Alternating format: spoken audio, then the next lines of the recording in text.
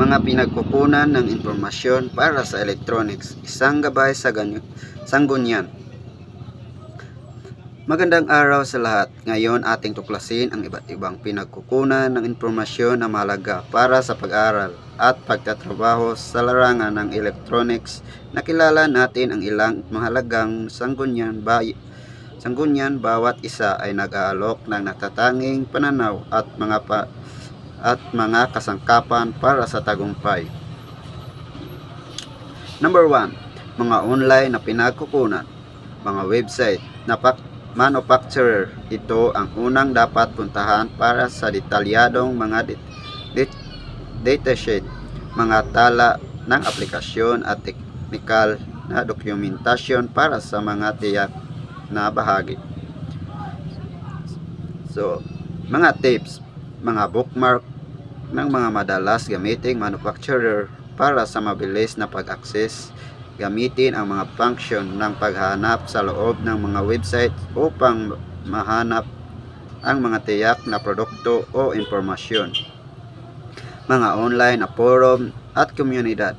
Ang mga nakakaingganyong online na komunidad tulad ng Electronics Stock Exchange o Arduino Forum ay nag-aalok ng isang plataporma para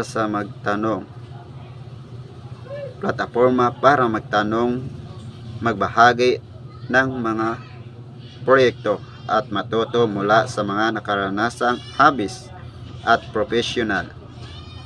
Tip: maging malinaw at maiksi sa iyong mga tanong. Maghanap ng mga umiiral na talakayan bago mag-post upang maiwasan ang pag-uulit. Mga platform ng edukasyon.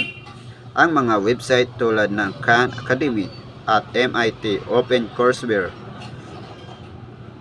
ay nagbigay ng libre mataas na kalidad na mga kurso sa mga pangunahing kaalaman ng electronics na sumasaklaw sa mga paksa tulad ng mga circuit, mga bahagi at mga prinsipyo ng disenyo.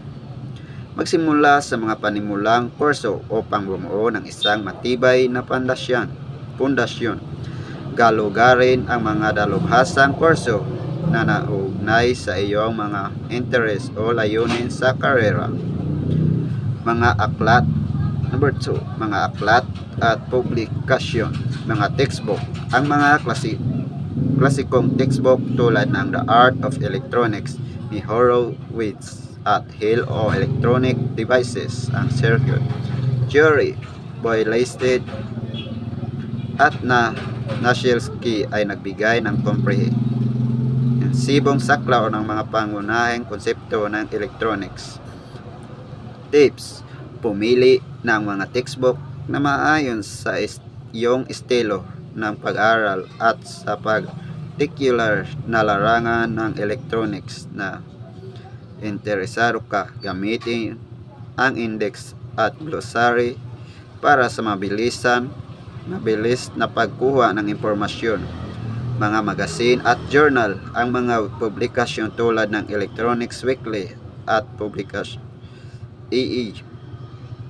Spectrum ay nag-aalok ng pinakabagong balita, industriya, mga teknikal na artikulo at mga natuklasan sa pananaliksik. Tips: mag-subscribe sa mga naugnay na publikasyon o ma-access ang mga ito sa pamamagitan ng mga aklatan. Tumutok sa mga artikulo na naugnay sa iyong kasalukuyang mga proyekto o mga lugar ng interes. 3. Mga aklatan at mga institusyong pang-edukasyon. Mga aklatan ng universidad. Ang mga aklatan na nauugnay sa mga universidad ay madalas na may malawak na koleksyon ng mga textbook sa eleksyon, mga journal at mga papel sa pananaliksik. Tips: gamitin ang mga online na katalogo ng aklatan upang maghanap ng mga tiyak na mapagkukunan. Humingi ng tulong sa mga librarian sa pag-navigate sa koleksyon. mga komunidad sa kolehiyo at teknikal na paaralan. Ang mga institusyon ito ay nag-aalok ng praktikal na pagsasanay at mga workshop sa electronics na nagbibigay ng praktikal na karanasan at akses sa mga dalubhasang kagamitan.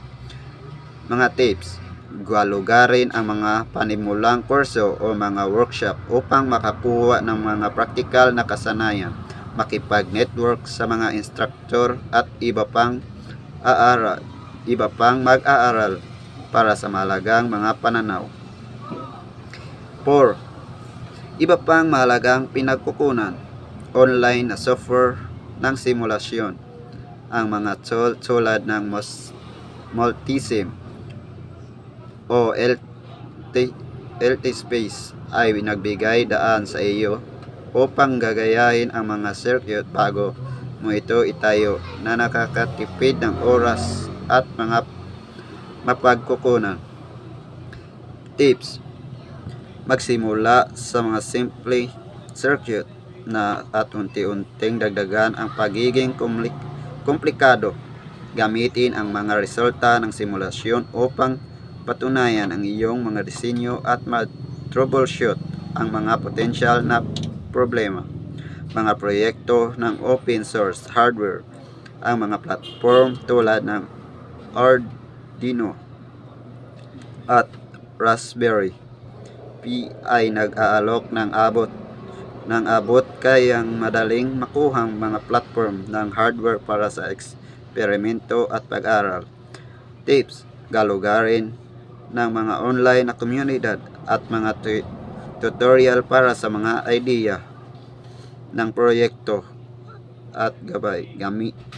Gamitin ang open source hardware upang bumuo ng iyong sariling mga